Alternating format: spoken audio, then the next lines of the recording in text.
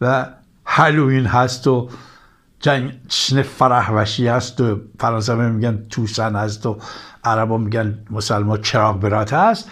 الان که سال 2024 تازه است، 7760 یاریه میتره است. من به شما میگم شما گوش کنین، الان که دنیا دیگه ثابت شده که قدرت و بزرگترین قدرت یهود و اسرائیل است در جهان. قدرت آریایی است، این قدرت آریایی است. ما بارها نوشتیم در که فرانسه، فارسی اینا، آقا بیش از 30 آرامگاه حالا پیغمبر اسمش از این بزرگ و فیلسوف همین تبار عبری یهودی اسرائیلی تو ایرانه. خواستگاه اینا ایران بوده، شوش بوده. استر ملکه ایرانیه. اصلا کورش هم خیلی میگن یهودی، ایرانی یهودیه. تو ایرانی زرتشتی